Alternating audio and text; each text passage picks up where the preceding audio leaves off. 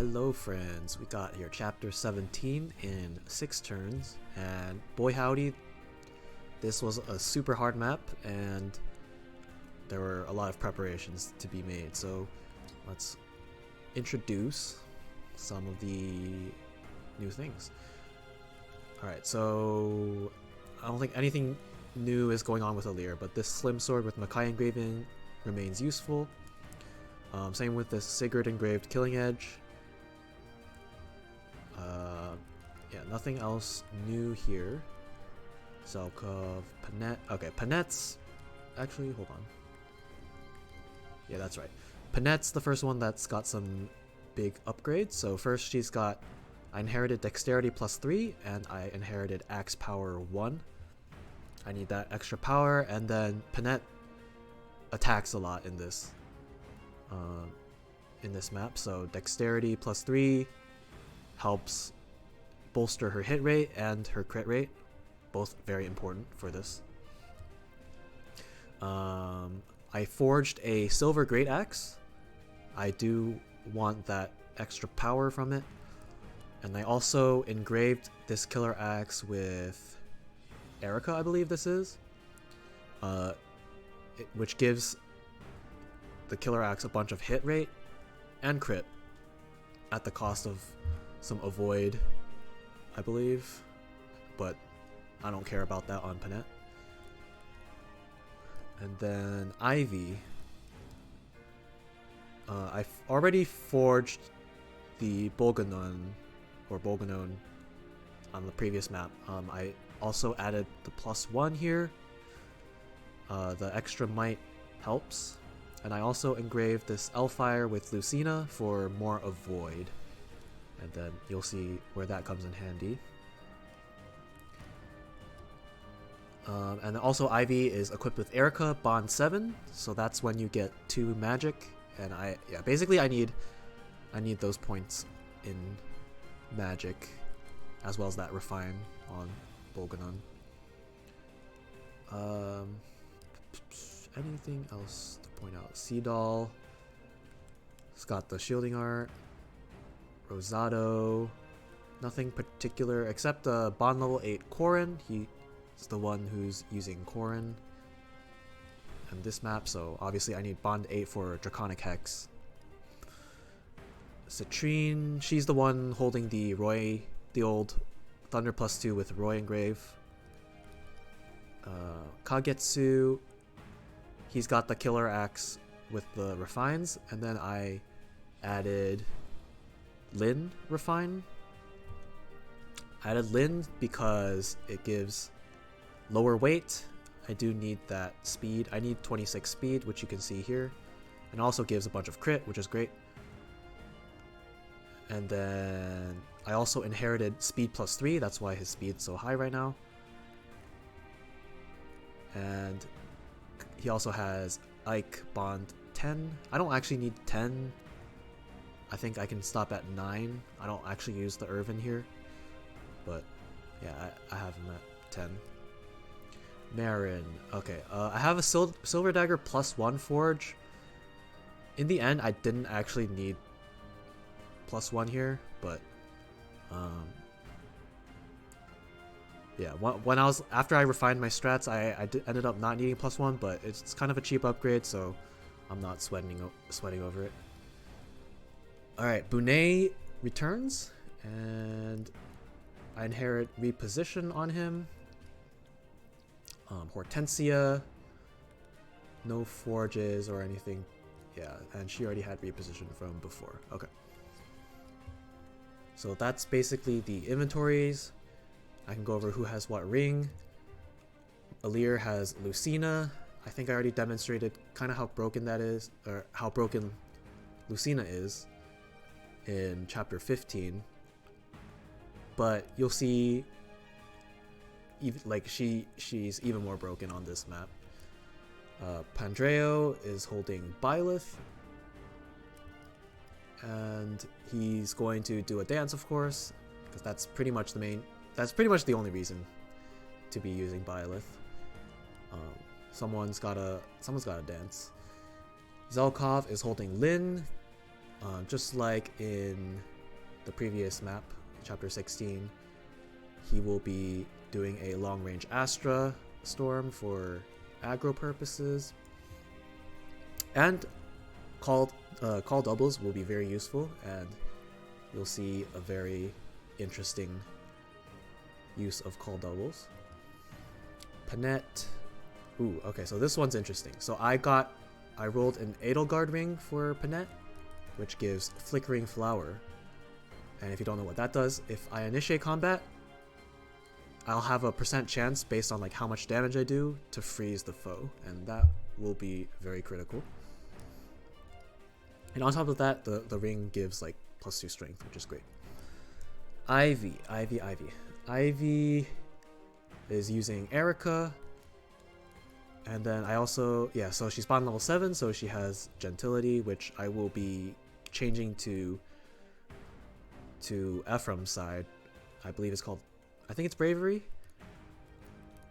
because Ivy cannot use Lunar Brace anyways, so for any mages using Eirika, I'm pretty sure the Ephraim side's just strictly better, because the Solar Brace does heal you when you use magic.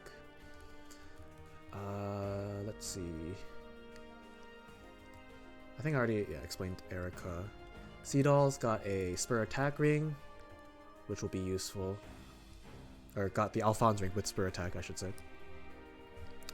Rosado's the Corrin user. I already mentioned how, yeah, he will be doing Draconic Hex. Citrinne's got Olwen for Dire Thunder. Kagetsu, he's got Ike. Marin, she's just got like a ring with some strength, pretty much. And some, like, this is an Ogma ring. Strength and Dex, good. Bunet, he's using a Kanegus ring, the +5 HP. So in that regard, I'm not using a tonic on him. I could just use a tonic and then have like a different ring with +1 strength, I think. Works just fine. But I chose to use a ring. And Hortensia got an Olwen ring as well. I don't think her ring matters at all in this run. Actually, she wants at least +1 magic. So Olwen ring covers that.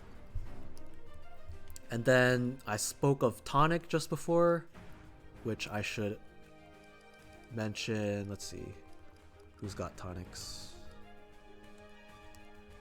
That's the emblem. Alright, Kagetsu has a tonic. He needs that tonic for his Great Ether setup. And then... oh, okay. And then Kagetsu, I used an energy drop on him, so he's got now base value 23. And Ivy, I committed the Spirit Dust that I got before. So now she has base value 22, and I pretty much need those boosts for this chapter. Anywho, I think that should be all as far as just like going over the units. Some minor things to go over. Let's see, about the map. So okay, there's 6 bosses and they each have emblem rings. They have insane stats. Each have 2 lives. It's an insane map.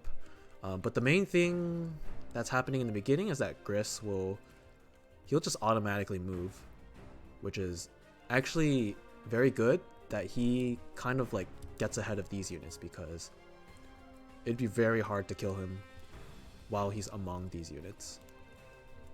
So yeah, he'll be ahead of them, and he also has Warp Ragnarok, which can kind of catapult him further ahead. So that's kind of like happening on one side of the map, and then on the other side of the map, I'll be trying to advance in this direction towards Marnie and Mauvier. These two aggro together, and then the last 3 bosses are over here. And the interesting thing is, you can aggro them by just hitting one of these calves with Astra Storm. So thankfully I don't have to actually like try to Astra Storm directly back here. I can just hit a cav all the way up here, and that will work. Let's see, anything else worth talking about that I won't have time for? Probably not. Okay, I'll cut and let's get to the run. Alright, let's get into the run. So first of all, I'm going to have a force of units taking care of this north side like force, and that will be Panette here. So she will just use an iron axe, and then here I'm going to let her back do chain attacks with the hand axe. And I don't need to hit this particular chain attack, but I need to hit one of two chain attacks that I'm about to do here on that enemy. So yeah, so that one misses, and that's fine. I also switch out Bunet's Silver Axe for a hammer. We will be enemy phasing those generals. And then Hortensia also switches Panette's weapon for the enemy phase, and then finishes off. That chain attack I do need to hit. So here I'm going to obstruct in front of these, or this worm, just to prevent it from aggroing. I will be kind of venturing in its aggro range, but with that obstruct, not a problem. And Pendreo obstructs that forest tile because there's going to be, on the enemy phase, I don't want whatever this warrior, is it like a warrior or is it a berserker? I don't remember, but whatever they are, I don't want it attacking from that forest tile, because then it gets evade and gets annoying to kill. So here, Sadal gets boosted forward, dances Marin, and then we're going to have her weaken that next enemy, which Ivy will finish off. So there's going to be one enemy left over there, and he will attack Sidal. But again, it's fine because at least he's not doing it from the forest tile. Where we headed? And then he'll also get a little bit of regen with this Dragon Vein. So that will be perfectly fine. Now here, so the Silver Greataxe 2-hit KOs that general. So that's why I needed silver over steel. And then the hammer hit from Bunet, it's like low accuracy, but I only need to hit one of two. So I forgot if he missed just then, but it's fine if he misses. Also great if he hits, but he only needs to hit one of two hammer hits. So here I'm going to pull back, and then this obstruct is going to prevent Gris from actually being able to use Warp Ragnarok, because he does need to move onto that tile that the ice block is on in order to go max distance for Panette. So I get to peacefully enemy phase these generals again without getting warped on. So that's the point of that.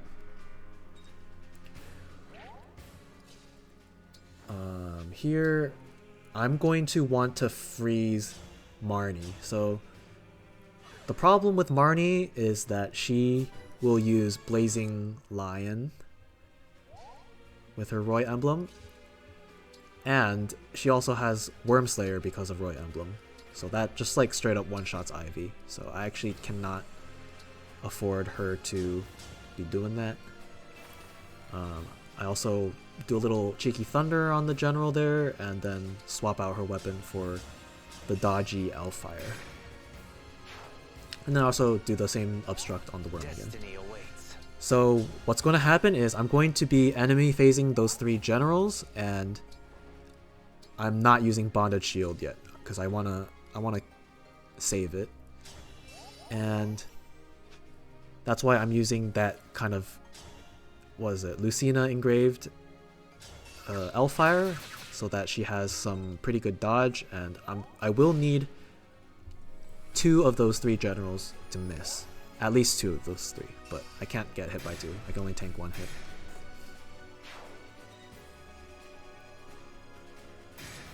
So yeah, that general dies. Okay, so I did hit that first hammer, and then the second one misses. That's fine.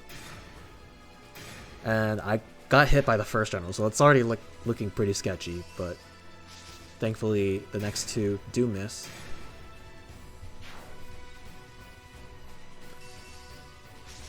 And that lets me keep the bonded shield for the next 3 turns.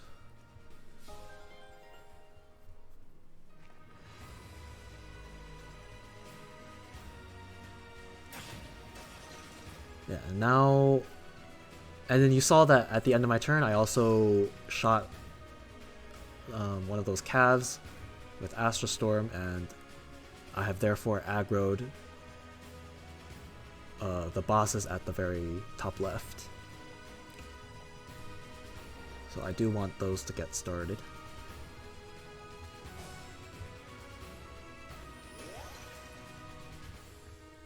Alright, so now here, I instantly make a mistake.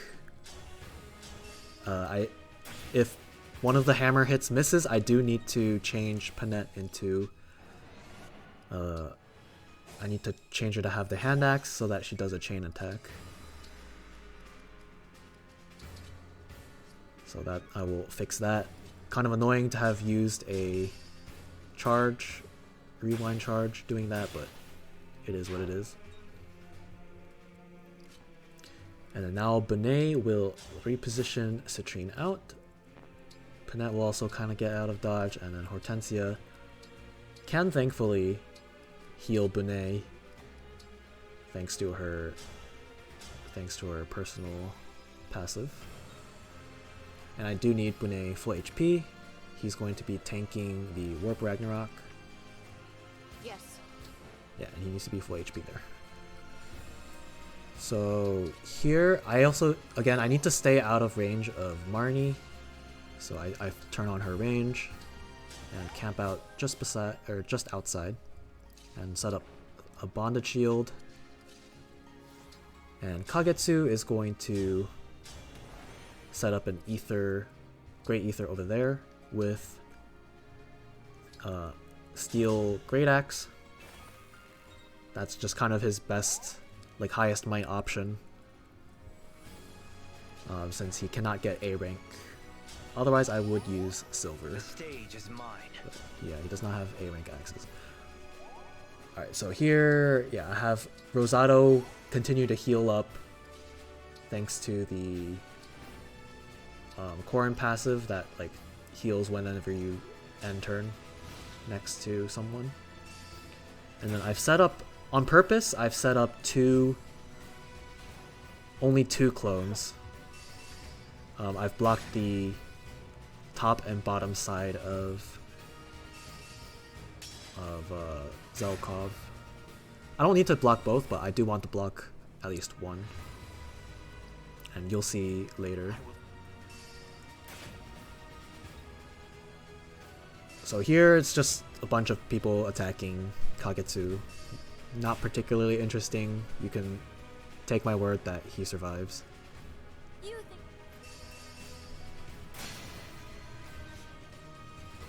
And Zephia's kind of spooky, but I mean, not for Kagetsu here, but... Oh, okay, so a thing about Marnie is that it's very important for her to attack from below.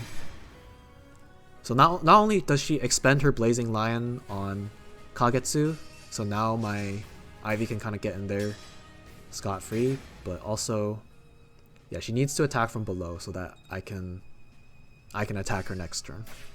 If she attacks me from the left side, she's too far.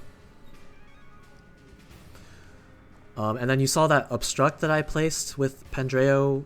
That prevents the spear halberdier from attacking Ivy from above.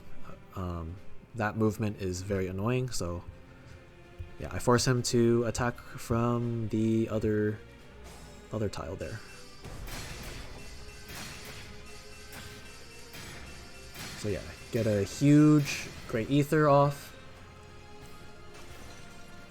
And it also chunks Mauvier like really hard because his like his Royal Knight passive like makes him lose HP to Cure Break from adjacent allies. So it's like, sure, minus 20 HP. That's excellent. Alright, so here I'm going to heal Panette. With Mend, she stays just below max HP, so she gets a crit bonus. And I'm going to crit down Gris. Very nice. And then Flickering Flower activates. So now Gris cannot move. So he will be forced to attack Panette on the enemy phase. I will need to crit him or else I will die, but that's a risk I am willing to take out Gris because he is freaking strong. Alright, so here I'm going to attack Marnie, and Marnie's annoying because, I mean, she's already annoying in many ways, but she has holdout as well, so I literally cannot kill her with just one attack. She will live with 1 HP, so I have Pendreo finish her with Levin Sword, and then I will need to go trade out the Levin Sword for the Killing Edge because I don't want people to target him. I need him to have as much avoid as possible so he is not desirable to target. And then here, basically I just want to finish off, or not finish off, I want to apply Draconic Hex, not Draconic Hex, what's the other one? Dreadful Aura on the spear guy that's like right below Elir. Just want to like ensure that he suicides into Ivy, and also by preventing him from moving, he does not disturb the Lyn clones on the right side, those doubles. And then I kind of realized, oops, I did not engage Rosado, so I did not get the Dreadful Aura. So I have to waste a second charge to fix that. So 2 charges already gone just because of my own stupid mistakes. Unfortunate.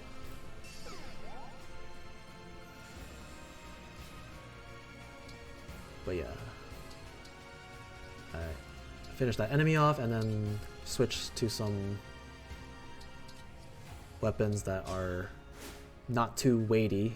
I don't want to just get doubled by things and attract attention. But yeah, like Kagetsu is kind of hanging out all the way back there because I don't want Mauvier to go for him. I want him to go for Ivy. Pretty much, yeah.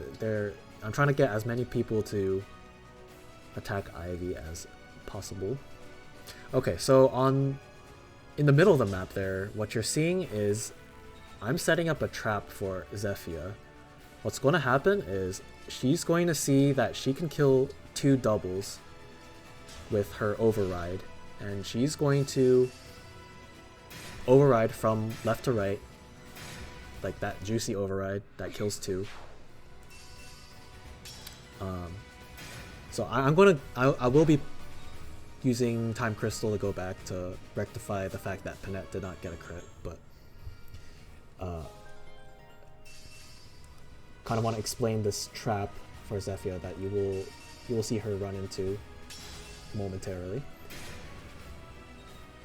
But yeah, she's going to do that override, and the annoying thing about her is that she has Canter, so it's like there's a whole bunch of RNG in terms of where she ends the turn because of Canter. So what I do here is I force her to end up in a specific tile, but she can't Canter because she's totally surrounded. And that will create a reliable setup to kill her on the next turn. Whereas if she was allowed to Canter, who the hell knows where she is, and that would like be real annoying for consistency's sake.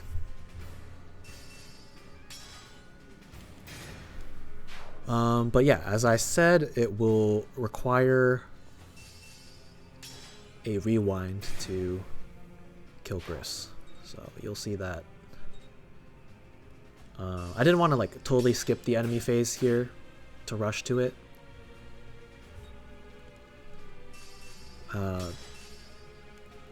Because then you would end up seeing like how the beginning of the phase looks, and it would be kind of weird.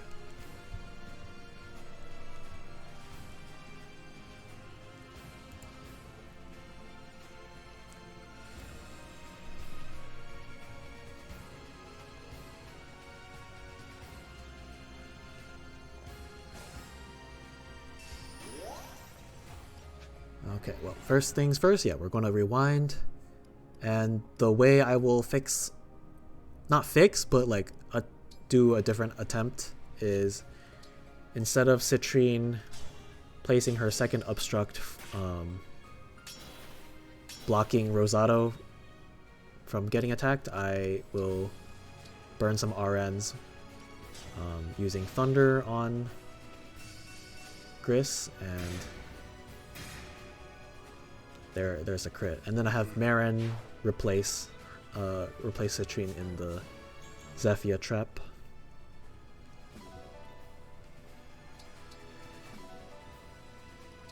And then I do let this enemy phase play out again, because the lack of that second obstruct does change things ever so slightly, so I let it play out.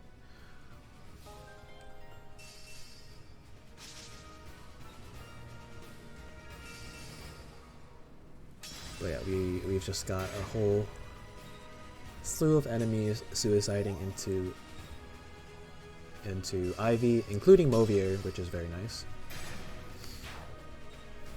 So yeah, I will, next turn on my agenda will be to finish off Marnie, and then also finish off Movier, as well as Zephyr. There's a lot of stuff happening on the next turn.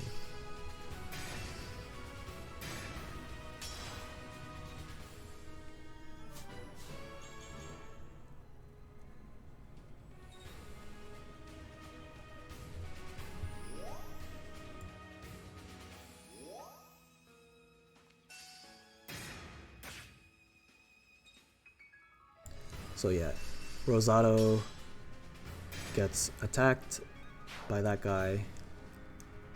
Instead of him suiciding into Ivy, kind of annoying, but is what it is. Pendreo does have the opportunity to crit and finish off that other Cav, but not the biggest deal.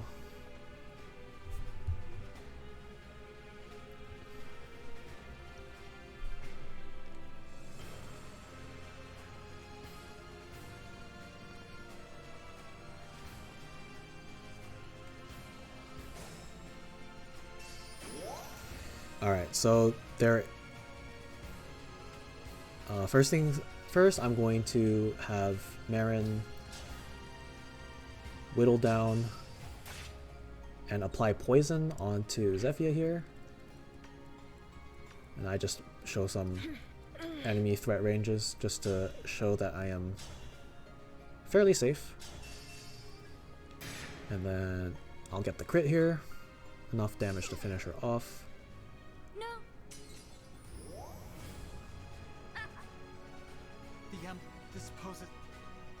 Let the show and then begin. Seadoll will dance. And I shall do that once again. So, absolutely perfect. Ready to order? So that halberdier is pretty annoying, so I will have to go finish him off. Thankfully, Bunet with Silver Axe, 70% hit, a little sketchy, but does the trick. And then here I actually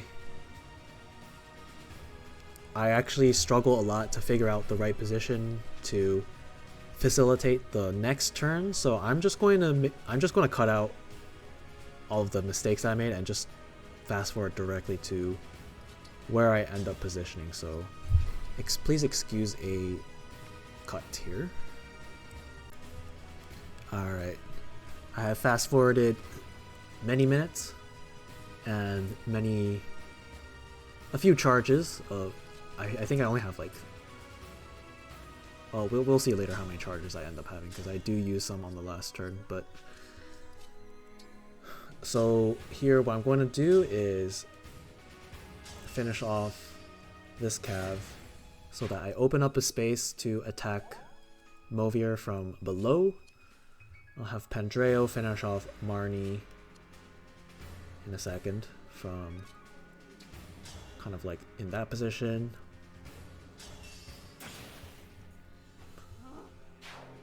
No fair, she says. Well, I say screw you. Yeah, and then I will set up camp, trade Levin sword to myself now, because I am still Lucina emblem, and that will help me do some chain attacks, including right now, which I'll be doing on Movier, even though I don't need the chain attack, but don't want to waste like a charge because I forgot to equip Levin sword on the next turn or something. So I do need a crit there, but since I double, it's not low odds or anything. And then here I'm trying to figure out what to do with the Rosado exactly.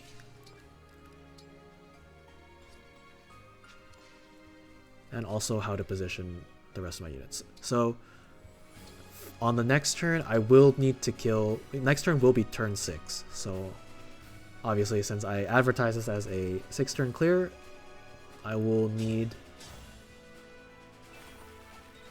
to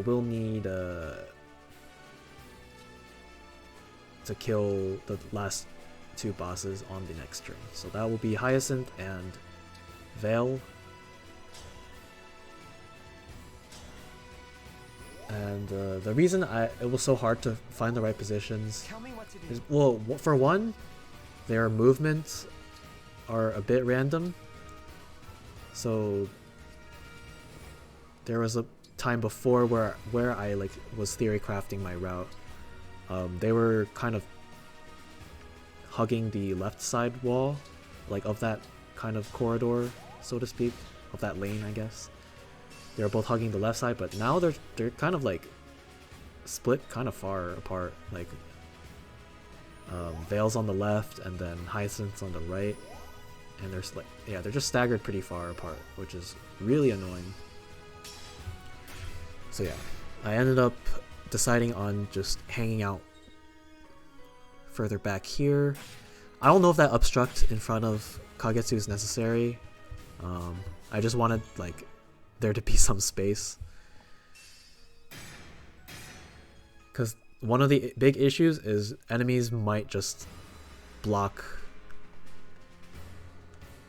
me from getting to the bosses, which they still kind of are doing right now, but yeah, you'll see kind of how I end up handling it. Honestly, I should make another cut here because I spent a lot of time thinking, because this is a different configuration than I was initially planning for. So yeah, I'll make the cut. Alright, let's continue off here. Okay, so basically I need Veil and Hyacinth configured in such a way that I can attack both of them with melee. Like, so I will be using Panette and Kagetsu as the boss killers here, but I will need them configured in such a way that I can use Byleth Dance on both of them, because, you know, they both have 2 lives. So what I will do here is I will move Alir to help Kagetsu gain personal damage. And also I will need to do the Draconic Hex debuff in order for Kagetsu to double. Even with that +3 speed that I inherited, I need the Draconic Hex as well. So now I can double him, which makes this so much more reliable. And then the tricky thing about Hyacinth is on his second life, he gets access to Lightbrand, which makes him take -5, like 5 less damage because of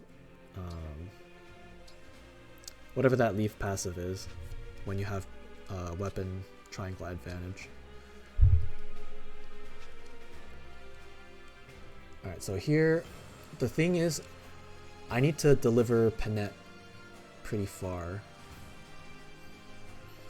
In the initial route that I theory crafted, where both Veil and Hyacinth were just kind of hugging the left side of that lane, I could have just used, I didn't need warp. All I needed was like repositions and Sea Doll Dance for Panette to reach Veil, but the way it is right now, I will in fact need to warp her. So what I'm going to do is get rid of this cav that's kind of in the way of me repositioning Panette twice. So I'll have Marin and Bunet. I'm going to now warp her closer. I make a mistake there. Accidentally, I saw the engage outline, and then I was like, wait, that's Hyacinth. I actually cannot walk past him, so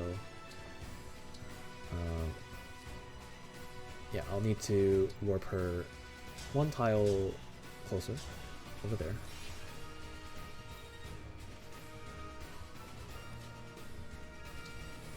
And the tricky thing here is that I do not have Draconic Hex debuff on her, so my hit rate's not the best. But luckily I do get the crit there. And unfortunately I have to spend... Basically, the tricky part about this position is that my Pandreo with Byleth cannot naturally reach that tile where I could dance both Kagetsu and Panette. So I will need to spend my dance to get him there. Here I also make a mistake. I literally had just confirmed where I was supposed to place him, and I still placed him in the wrong spot. So that's kind of... It was actually kind of spooky because I was running low on charges to rewind with. Not that there were many places where I could change the RN, so it was spooky regardless, but just enough to get in there and double dance, and I'm praying for the hit.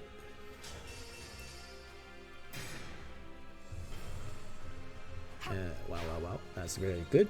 And then I did mention before that Hyacinth with his leaf gets Lightbrand on his second life. So you'll see here suddenly I'm doing way less damage. I'm doing 11 damage per hit. So I'd actually need double crits in order to kill him with Kagetsu. But thankfully I actually still have Ivy, and she can just come in for the finish. Father, while she has a touching... No, but I am grateful. Actually, I didn't really read it too much, so I don't know if it's actually touching or not, but I assume it is. But yeah, she finishes off Hyacinth. Very fitting end. And Jesus, that was a hard map, but I managed to do it. So there it is. Chapter 17 in 6 turns. Hope you enjoyed.